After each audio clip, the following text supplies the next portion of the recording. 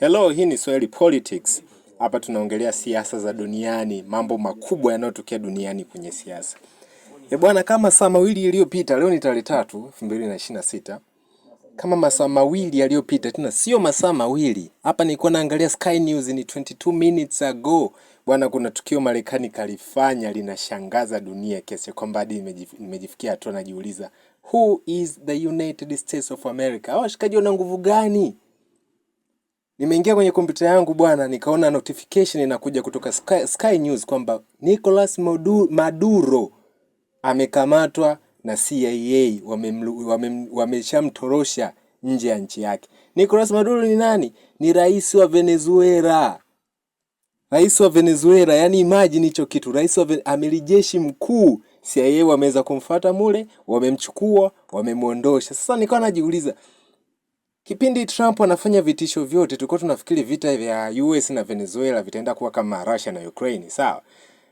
Russia ameshindwa kumshika Volodymyr Zelensky, ameshindwa kabisa. Tukasema Russia na yeye ana nguvu kama tu Marekani. Lakini kwenye hichi kitu bwana, CIA wameonyesha extraordinary capability kwamba kama wameweza kumshika rais wa Venezuela, amiri jeshi mkuu anayerindwa, vipi kwenye nchi kama za kwetu wakiamua kufanya wanalotaka? Sawa?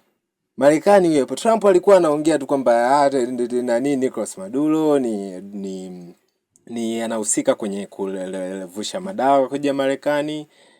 Kuna organization ya drug cartel anaiendesha. Asikuwa anasema okay, hiyo vita itaenda kuwa tu kama ya Ukraine. Utamtoa Maduro madarakani kwa sababu ana jeshi la kumlinda.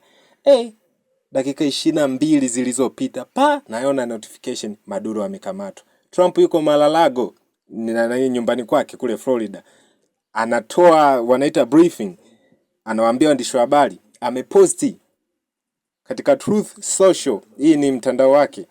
Ameposti kwamba tumeshamkamata Nicolas Maduro. Yeye na mke wake wamekuwa flown out of the country. Kwa hiyo sasa hivi Nicolas Maduro hayupo Venezuela. What the fuck? Mbona?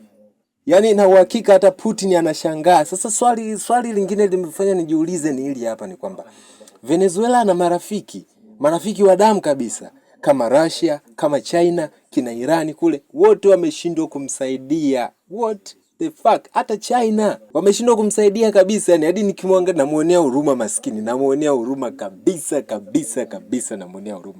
Inabidi nicheke, sijui nilie. Yani hadi nafikiri ila ni one of the best military achievement ever appeared in the history of the planet.